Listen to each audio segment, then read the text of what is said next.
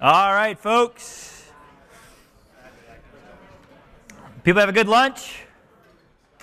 Yeah, it's pretty good, pretty good. And how about that 9 norms conversation for anybody who hadn't seen that 9 norms before? It's awesome, isn't it? It is such good content. And it's just a great setup to what we got ahead of us this afternoon. And I'm not going to take a ton of time other than to remind you that the presentation you're about to see is in the app. We are going to run a Q&A session at the end, so I know the folks who were in the 9 norms session this morning had a chance to practice putting in bunches of questions, and we'll do the exact same thing this afternoon. So one of the fun jobs I have as the guy who sort of gets to be your host for a couple of days here is I get to meet the presenters ahead of time and have a little chit-chat with them, talk to them about how we want to run the session, how they want to run the session. Then I always ask, well, how do you want to be introduced? And Rob said to me, well, here's what I need you to do. Don't tell them very much about me, because I'm going to tell them about me. And he says, and don't tell them very much about my company, because I want to tell them about my company. So I am not going to say very much about you, Rob, and I'm not going to say very much about your company, but I will tell you that Rob has been coming to this summit for more than a decade. And he likes to joke with me that, and when he started, he had hair, to give you a sense of how long he's been coming, and he's pretty good-natured about that as well. So Rob, please bring us to the afternoon.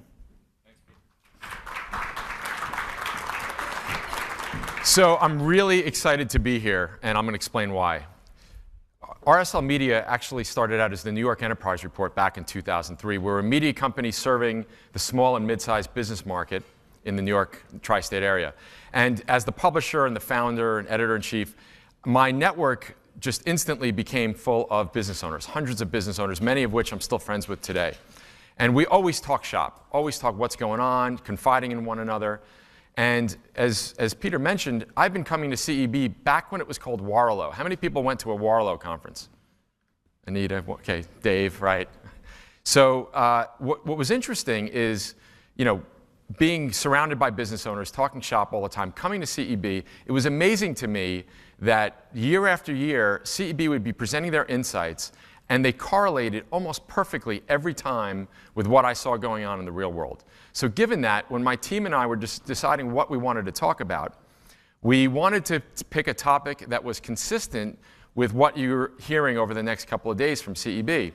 And we know digital's where all the action is today. So we wanted to talk about turning digital visitors into customers.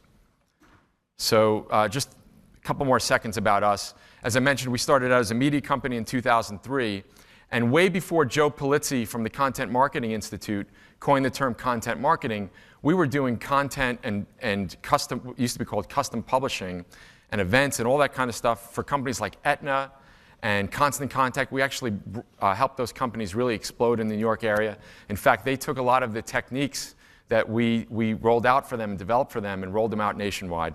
So fast forward a little bit, we sold our media operations in 2014 so that we can solely focus our efforts on being a content development studio. Since then, we've worked with companies like Spectrum, Mutual of Omaha, TriNet, Citi, so many others. And we pride ourselves in 2 things. Number one, we don't produce content for the sake of producing content. We are very strategic about how we approach content for our clients. And number 2, we work with enterprise companies targeting SMBs. We know that audience like nobody else. So with all of that, let's get started. In 2014, a good friend of mine, it's actually his birthday today, Jim Blasingame, wrote a book called The Age of the Customer. And he articulated why and how the power has shifted from the seller, who used to have all the information, to the buyer, who can now access all of that information online. And if you look at the years, 1993 is coincidental with what? With the web. And according to Jim, we're going to fully transform where the buyer is going to have all the power in 2025. Where we are right now, we're about 3/4 of the way in. So again, here we are at CEB to discuss digital channels and how to get the most out of them. And if you think about it, everything has changed certainly since 1993 and even since 2010. But in a way, nothing has changed. Business owners still need information. And here's the thing, the marketers that are going to give them that information, how and when they want it, are the ones that are winning. Think about that for a second.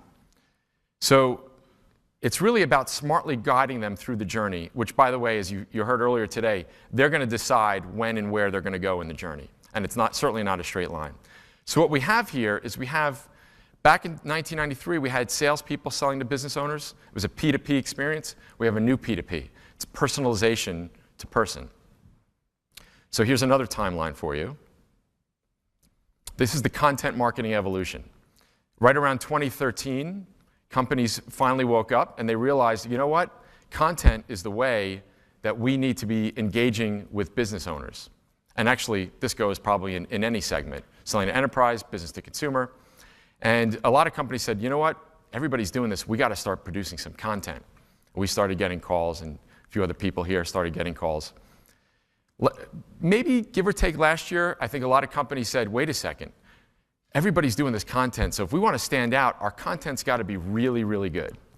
Now, where are we now? 2017, 2018, give or take. Now people are starting to realize we got to actually sell stuff with content. And if you're not seeing this yet in your organization, I promise you, you will. You're going to be hearing about it from the CMO if you're not already doing it. So we're going to take a quick poll. It's the first of two. Get your phones out. When it comes to content and engaging with businesses, what are your most important KPIs?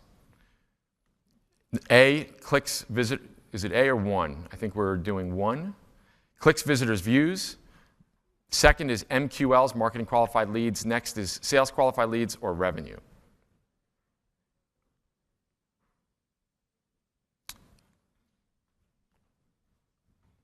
And the answer is,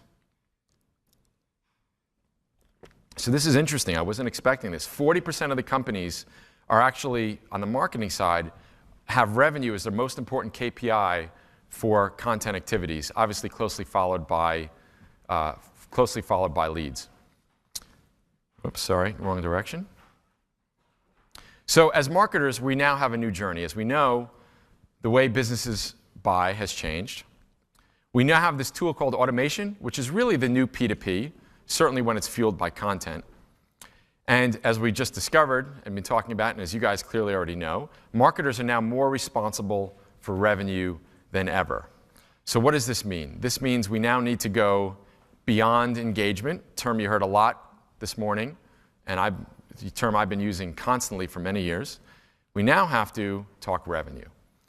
And if you think about it, the days of getting high fives for 1,000 shares on a piece of content, those days are over. The CEO doesn't care. You're probably not even getting high fives at the water cooler anymore. We really got to focus on revenue. So when you think about goals and what we want to accomplish, there's a wide array of them, right? And what we did here on this chart is we placed them from left to right. The number of dollar signs doesn't necessarily represent value. What it represents is the proximity to actually getting the customer to make a purchase. And it doesn't matter whether it's got $1 sign or 4. In fact, I would argue that without widening the consideration factor or building brand awareness, you're never going to get to 4. But it's important to define what your goals are with your content so that you can get everything possible. And you have to be very strategic with your content programs. These are all valid goals. And what we're going to focus on for the next few minutes is how to do a better job really with all of these. This is our second poll. Now, when it comes to goals, goals only happen when you have a documented strategy. And a documented content strategy in particular is what we're looking at here. So it's not A, B, C, and D. It's 1, 2, 3, 4. I know this is a really tricky question for a lot of people because I speak with marketers all day long. So please be totally honest. And let's get those numbers up there. What best describes the extent of the documentation for your content strategy? 1, we have a detailed documented content strategy. 2, we have a strategy, but it's not well documented. 3, we develop our content strategy on the fly. And 4, which I think generated the laugh, what's a content strategy? And the results are, okay, this is actually very consistent with information and research done by the Content Marketing Institute, where it showed that most companies do not have a documented strategy, and it's not well circulated and distributed. But interestingly, what they found is that the companies that do are outperforming the companies that don't have a documented content strategy by a factor of somewhere between 2 and 3 to 1. Really important to have a documented strategy. So the 4 steps to turning digital visitors into customers. 1, act like a media company. 2, the 3 content musts. 3, the right content, the right time. And 4, getting your visitors to act. Let's just get right into it. Last timeline, I promise. Going back to 1993, what were we doing, which we're still doing today? We're renting media. What does renting media look like? It's advertising. And it could look like either of these examples. The example of T-Mobile, taking some ads out on Inc.com, or Facebook.com/chase or /your company. When you're renting media, what's going on? Well, it's good. You're getting exposure to these other audiences, right? However, you're not in control of this media. We know Facebook changes their profile, changes the rules all the time. You always have to pay every time you're advertising somewhere. So where are we going? Well, again, using Jim Blasingham's timeline, we're going to where brands need to own media. Many companies are doing this already, okay? Now, why is it important to do this? What does a media company have that we really desperately need? What do they have with their audience? I think somebody said trust? Trust. Jack Daly, who's probably maybe the world's top sales guru, says sales is nothing more than the transfer of trust. Media companies have this. This is what we need as marketers if we're going to sell going forward. Now, what are some examples? Well, the one on the left, I think, is no stranger to anybody. It's been around for, I think, 2007. It's Open Forum by American Express. In the middle, you have Spectrum Business Insights. And then on the right, good old-fashioned print magazine, actually done by Spectrum, for Spectrum Enterprise, for their enterprise segment. When you're doing this, what you've developed is your own communication channel, and it's critical today. Now, when you want to act like a media company, you need to develop a content mission similar to the way a media company develops their own mission. But the way we do it as marketers is we have to make sure that we're aligning, whether it's our company mission or our product mission, with the needs of the customer. So when thinking about your content mission, and by the way, it's never too late to do this, ever. If you haven't done it, this is where you start. So what are the questions you want to answer in your mission? What does your brand help them do? And what does your target audience need? And the combination of all of this creates your content mission. And here's something that I think is absolutely critically important. I want you to think about your content, if you're doing it right, and your product, all part of a circle. And what is this circle? Well, think about it. We as marketers are here and we're taking notes constantly throughout the day. Why? Our business is changing. The way we have to market is changing. Imagine being a business owner and you're dealing with digital disruption in every single industry, and you don't really have these types of conferences to go to. Businesses need ideas and solutions to grow their business. Businesses need this actually to survive. And the key here is for you to think about your content and your product as all part of a continuum there to help the business owner. Really important thing to think about. It's a frame of mind or mindset. So number 2, in terms of turning digital visitors into customer, is you have to have the 3 content musts. Foundational content, content that changes the point of view, and customer stories. So let's go in these one by one. Foundational content is the content that visitors, business owners, expect to see, want to see when they're coming to your website. If you do not have this type of content, there's a very good chance you're going to lose the visitor. If you do have it, there's a very good chance you're going to move them down the funnel. So what does foundational content look like? Ideas and information related to your product. It's not about your product, and we're going to have some examples in a minute. It's ideas and information related to your product. This is consistent with your content mission. If you looked at our blog on this, we'd actually break this up into 2 points, but we want to make sure it fit. Answers to common objections and answers to common questions. Here's an example by, I think that's Xero, they do accounting solutions for small businesses, right? Does your business need a mobile accounting app? Perfect example of questions that people are asking, that business owners are asking. By the way, just going back for a second, if you're not sure what those questions and objections are, here's the easiest thing in the world to do. Take some of your top salespeople and ask them all, what are the top objections that you hear, and what are the top questions we get? Here's what I guarantee. You're going to find 5 that are asked 80% of the time in each category: objections and questions about the product. Develop some content around that. You can check this one off the list. And then, of course, product usage. Here's an example from QuickBooks. Video is obviously a great, particularly in the technology space, great way to have product usage content. This is a great way to get new customers onboarded and, of course, to retain them.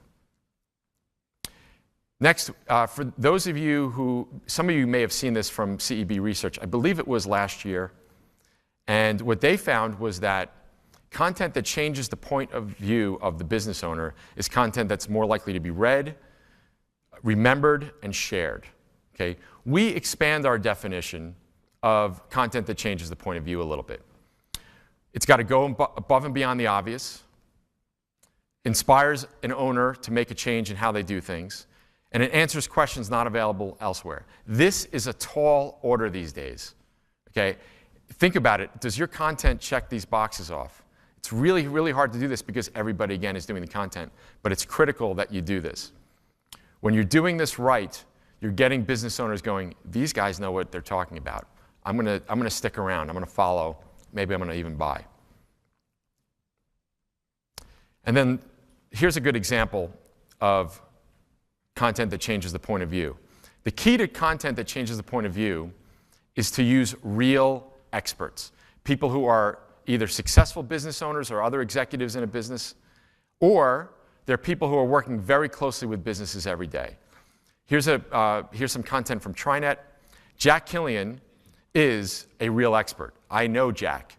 Jack is he's probably in his mid-70s. He's probably started about 10 businesses.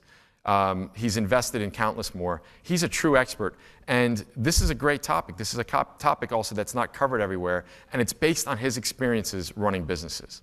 This is how you change the point of view of a business owner. Here's some more examples. This is from Solve magazine. It's an article on innovation. And this is clearly an expert. Jean is the woman who wrote the book, or wrote one of the books. Another important thing, by the way, if you want to change the point of view, back things up with facts. Back your stories up and your articles up and your content up with facts. And here you have some good statistics. Going back to experts, let's look on the other side of the spread here, on the right. So this content features things that companies are actually doing. These are real companies, and this is things that are working for them. This is content that changes the point of view. This is the content that drives people to come back. Third piece of content must, customer stories. We call this the triple play over at RSL Media. Why? You are publishing content that people love, that SMBs love.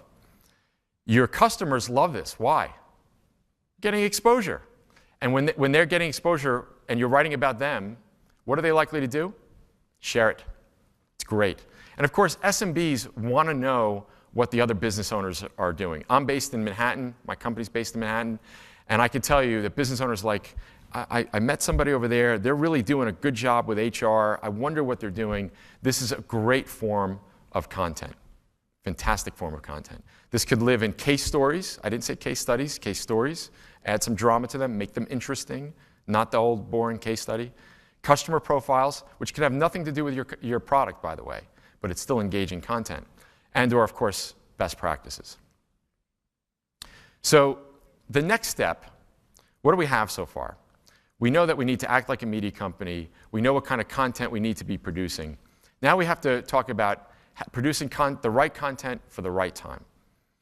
What do we want to do at the top of the funnel? Well, at the top of the funnel, we want to build trust. We want to engage, right?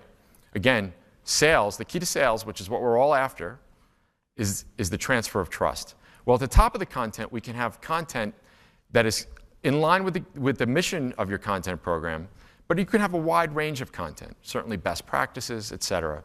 In the middle, we have a different set of objectives. We want to nurture, keep them around, keep them coming back. We want to accelerate. And of course, as we said earlier, we want to overcome objections, answer questions.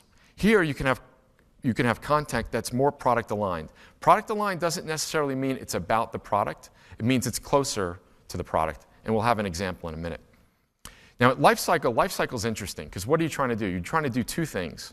You're trying to retain, in which case you're using similar strategies and similar content that you're using for the top of the funnel, and you're trying to upsell, which you're trying, at this point, what you're doing is you're nurturing and accelerating and overcoming objections, but just for a different product, for the product that you're trying to upsell.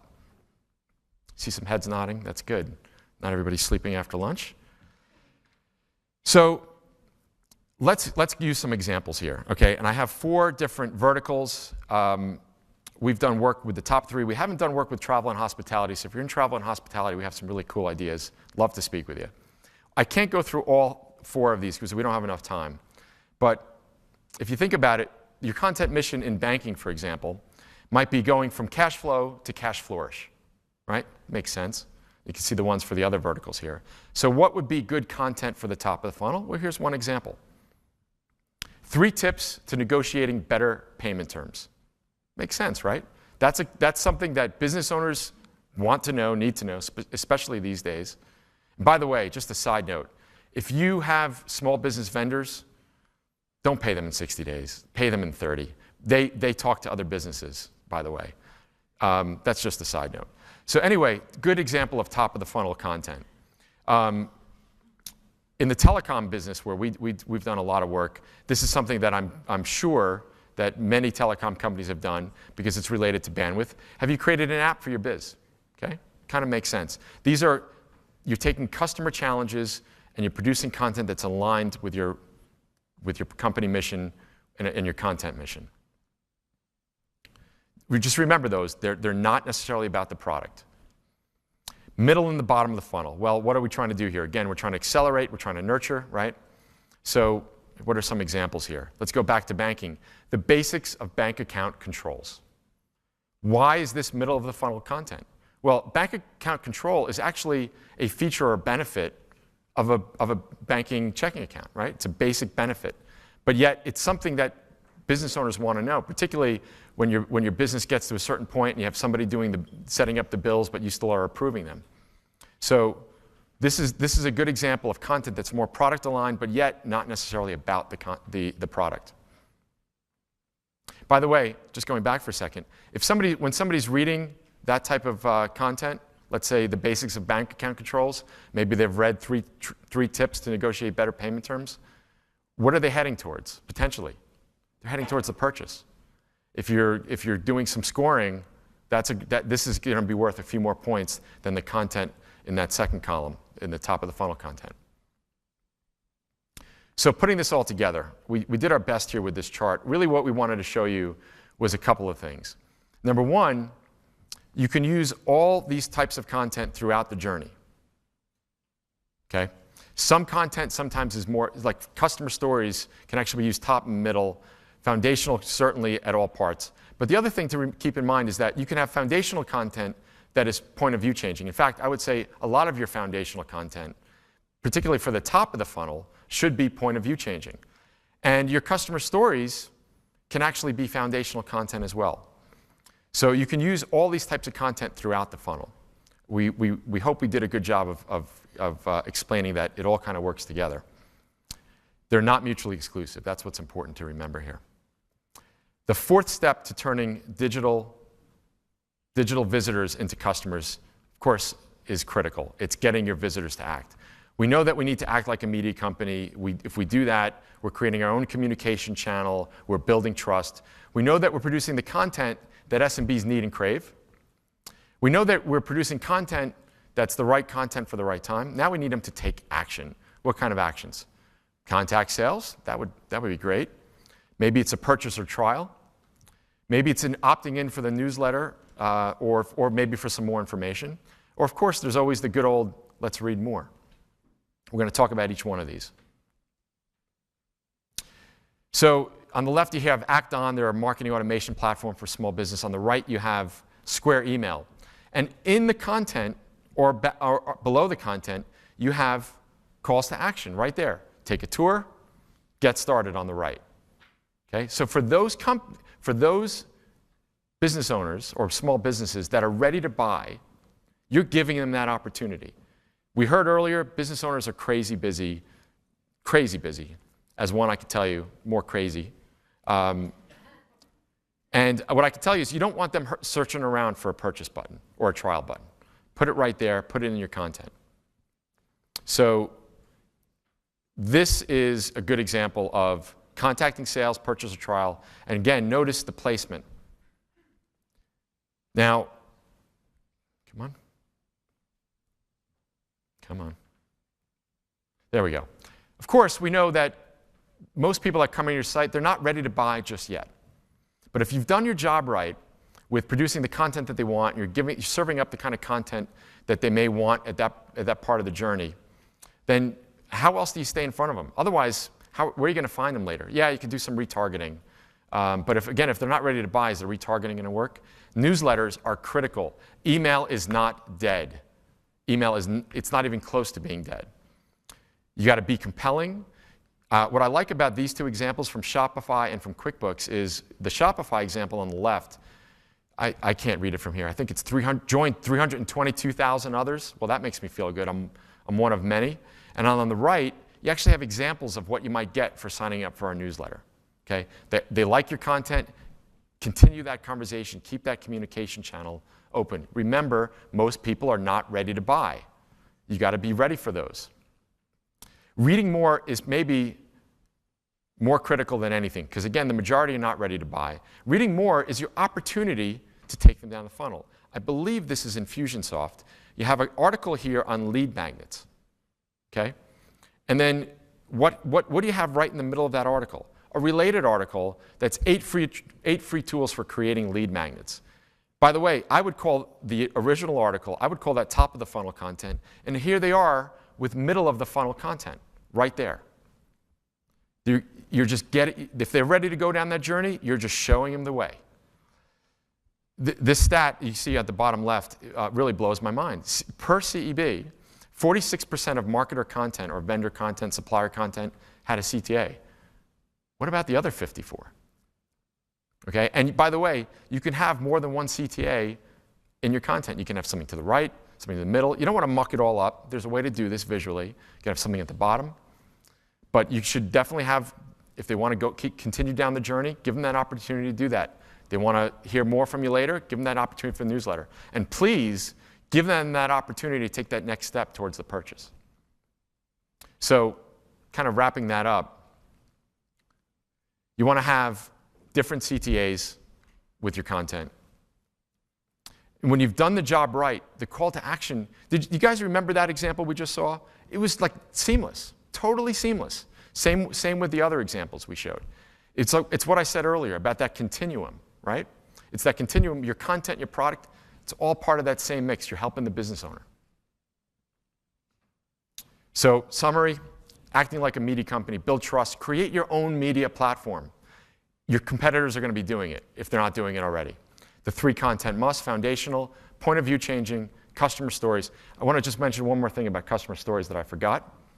This is really important. Working with clients all the time, a lot of clients have a tough time finding the customers to be featured in their content. Develop a process to do that. The ones that develop a process have no problems finding them, vetting them out, that's part of the process, and then you have this content that is absolutely killer. Right content, develop the right content for the right time, and get your visitors to act. If you guys want more, if you want to continue the conversation, we created a special page for everybody here, rslmedia.com/CEB, where you can take a very quick assessment. I think it takes 5 minutes, and it comes with 8 tips at the end that is very much in line with what I spoke about. We pulled several blog posts about these topics, and those are on that page. And of course, you can sign up for our newsletter. And that's it. I think we're ready for questions. Thank you.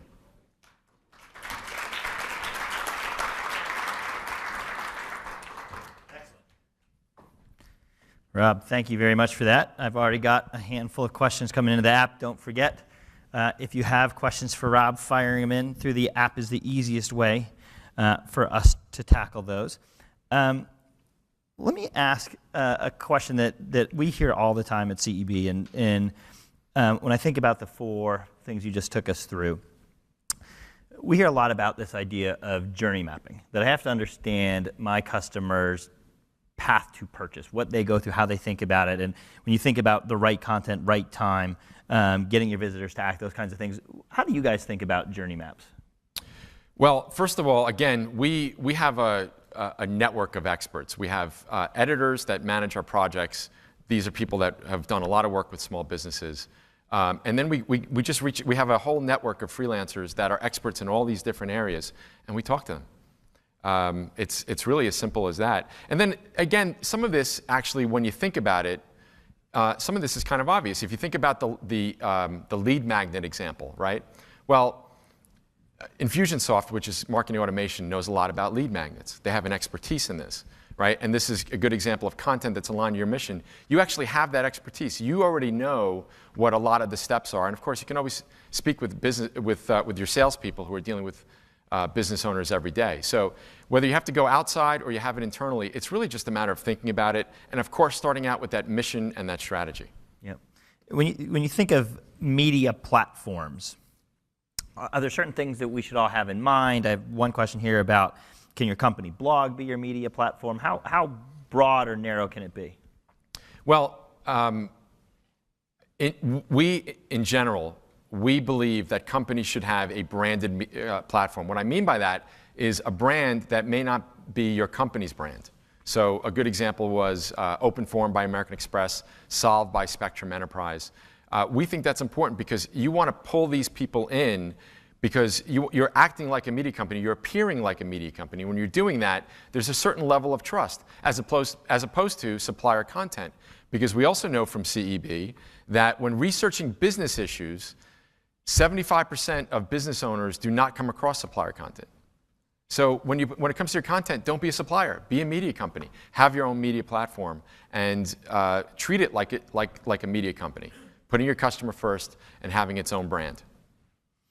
Yeah, when you think about then the role of the content and the media platforms and the like, how do you separate what you would talk about as foundational content and content that just isn't too obvious, or content that, to your point, leads them deeper into a relationship with you or teaches them something? Like, how do you balance the two, foundational versus less obvious? Well, so first of all, foundational content we coined the term and we came up with that term because it's foundational. It's content you need to have. That said, you can do other things. You can have fun content. We just did a quiz for a client. Interactive, by the way, is huge, and we can talk about that for hours. Big opportunity for everybody, especially quizzes and assessments. These are what I pointed out was the content that you have to have. There's content you can have on top of that too, particularly at the top of the funnel. But once you get down to the middle, it's got to change the point of view, and it's got to certainly have some sort of relationship with your product. Yeah. I think kind of related to that, or maybe it's the precedent or the preceding question that I think is a lot on people's minds is, how do you get people to the first piece? So how do you break through, given all the content I could find, to even get me started with you? You mean, how do you get them to come to your site? Yeah, or wherever you're putting, your blog, whatever it is. Right. But how do I get them to engage with my content in the first place? So there's many ways to do it. I think what we see with our clients is they're not really struggling with getting people through whatever tactics, and we'll talk about a few of them in a second. They're not struggling with getting them to the site. They're actually struggling with keeping them on the site and getting them to take action. I mean, what's the percentage of people that are buying the first time they're coming to your site? If it's more than 2 or 3%, I'd be surprised. So what do you do in that other 97% of the time? But we're pretty big advocates of using things like your Facebook page and social and advertising, not just for offers, but use it to get them over to your content where you can nurture them. That makes a lot more sense to me because, again, if you're putting an offer in front of them, well, if they're ready to buy, great. They'll click, they'll check it out, and maybe they'll buy. But we know that most people are not ready to buy right now. If you and this goes back, this also applies to search as well. Use those same techniques that you're doing to push your offers out. Use those same techniques to push people to your marketing. Of course, this assumes that you have the marketing flow and the content that takes them all the way to the finish line.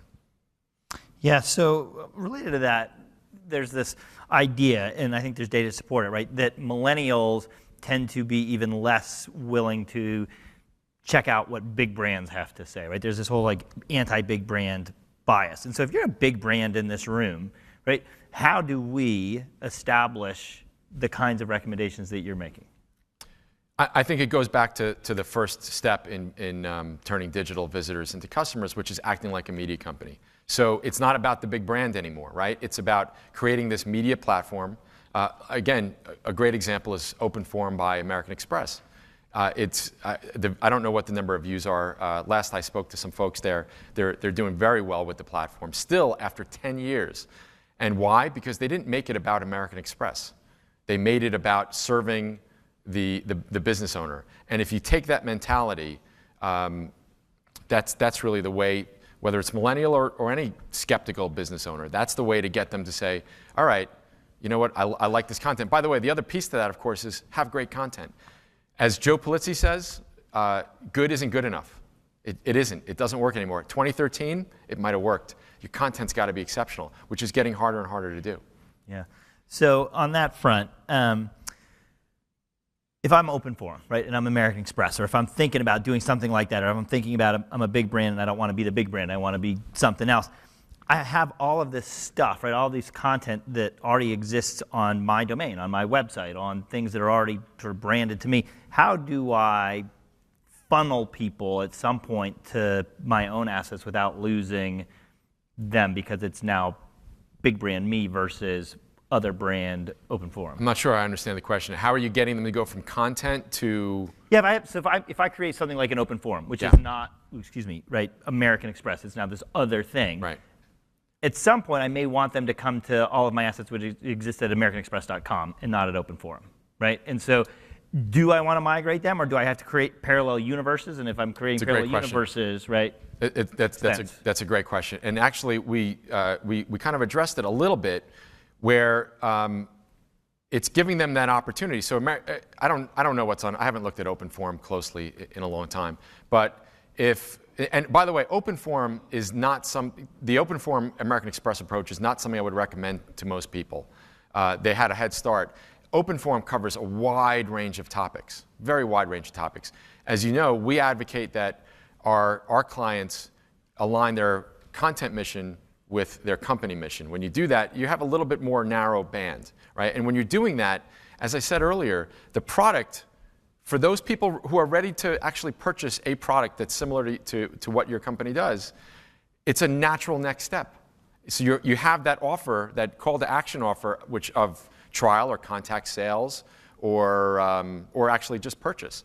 And you have them right then and there. And then when they click on that, then they're going back over to AmericanExpress.com / get a small business credit card. Yeah. Awesome. So I'm going to take us from sort of higher level into a little bit more of the tactical, into the weeds, as people now are thinking about what are my action items coming out of this conversation. So one question is there one particular kind of call to action that is better than others? So if I hear you and I listen to you and you're like, hey, you want to do call to actions, are better ones than others? First of all, the most important thing to remember is, like you guys do all the time, you have to test. You have to see what's working and what's not. Now, it's a really interesting question because we talked about top of the funnel content versus middle bottom of the funnel content. Well, I would be more aggressive with an offer to purchase or trial. I would be more aggressive probably in the middle of the funnel than the top of the funnel. And the top of the funnel, I probably want them to get to read more a little bit. Doesn't mean I might not have a purchase button somewhere. Again, you don't know who's ready to buy, and you never want to get in the way of that by saying, no, we don't want you to buy right now. Read the next article, right?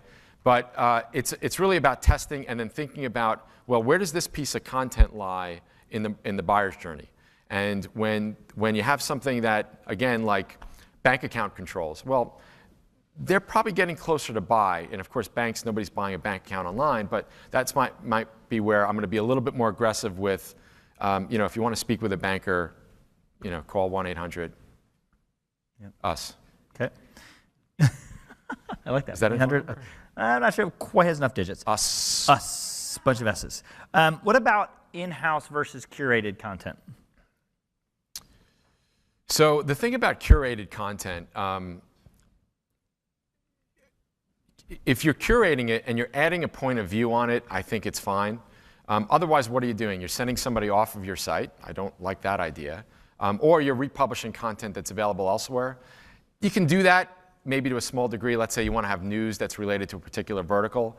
I believe you have to be creating your own content. And it's not about quantity anymore. It's really about quality and being strategic. Okay. What about the creation of the non-obvious content? Are there any just good rules of thumb that we should all take from this conversation? I think it's the same. You want to make sure it's an expert, because there's whether you're using, I don't want to use names, but if you're using any of these content farms or anything like that, there's plenty of good people on them, but there's plenty of people that aren't. You really have to make sure you're getting content from experts, because if you're not, you're publishing the same stuff that everybody else has, and you're turning people off. And it's very slowly, it's probably doing damage to your brand. You're certainly not going to get a sale out of that. You got to have content that is point of view changing content, as you guys pointed out. Yep. Everything goes back to CEB. Well, we'll take it. And thank you. How long of a process should I expect it to take if I want to go, if I'm starting all at the beginning, follow your recommendations, want to go through all 4 steps? It's a bit of a long journey, but I think the way to do it is don't skip the steps of creating a strategy at all. Make sure you do that. But then you start out slowly. You don't want to obviously, I don't know if anybody's just launching with content asset number 1 right now, but you don't want to launch with 1 piece of content. You might need 20 to start with or so, but you don't have to have everything blown out in the beginning. Focus on quality, think about really creating your own little media platform, and start to create assets for different parts in the content journey, and then slowly build. I think it's really, and by the way, I know it's hard, but you have to have patience. Content, it's not the same as sending out an offer for $69.99 of whatever you're selling, and you're going to get your 0.5% response rate. Content doesn't work that way. But if you build your own media platform, your CFO may not agree with this. I'm a former CPA. I would have to agree with him. But you're now turning expenses for content into assets, right? This is really now an investment, because you're building a platform that's, if you keep it up, it's going to deliver a lot of value for you for a long period of time. Which just provide a really good segue into how do you prove that having a content strategy and devoting resources to executing on that strategy drives sales, i.e. some kind of return. How do you show the people upstairs? Yeah. Well, it's not, look, I wish I had an easy answer. What I'm going to say is not going to be what anybody wants to hear, which is you have to convince them that this is a long journey. But here's the thing. I actually just ran into a client, and they said, well, somebody new joined our company, and they came from another huge company. I couldn't believe this. And they said, that person doesn't believe in content. What do you think of that? And my response was very simple. Well, how else are you going to get them to buy? What do we know? We know that if you have a sales department, they're not getting a call until the end, right? How else are you going to get them to buy? You're going to continue feeding them offers? That's going to be really expensive. That's going to be really, really expensive. So you have to really get people to the executive, the C-suite, you have to really get them to understand that this is a long journey, but this is the only way to go. Now, it doesn't mean you stop everything and this is all you do, right? You got to keep the lead flow coming in and all of those things. But I think if you can't convince them that you're going to need some patience, then maybe you start out small, as what I said earlier. You start out very small with like a small little presence, maybe 1 or 2 content assets added a week. It's plenty.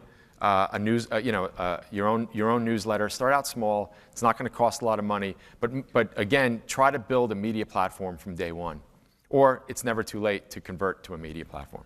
Awesome. If I take us back into the weeds for one last question here. How far do we need to go in terms of understanding what time or what day of the week or like that kind of stuff? Or is it still more test and learn, or are there good rules of thumb? I don't have any tips there for you. I mean, it's test and learn. It's you're sending out your email or your social whenever. The funny thing about social is the best time to send out a tweet is 9 a.m. on a Tuesday. Well, once somebody has said that, then that's no longer the best time to send out a tweet. So I don't really have any tricks. I think the most important thing is to be consistent. You have to be consistent. That newsletter, if it's going out on the first Tuesday of every week, then send it out. And by the way, last tip on newsletters, segment your newsletters to the extent you can. Go as deep as you can with it. Don't give people content that's not appropriate for them. It's a lot more work, but it works. I don't know if you noticed as you were saying that, I was clicking disgust to the very question that you just answered without me having to ask it. It was well done.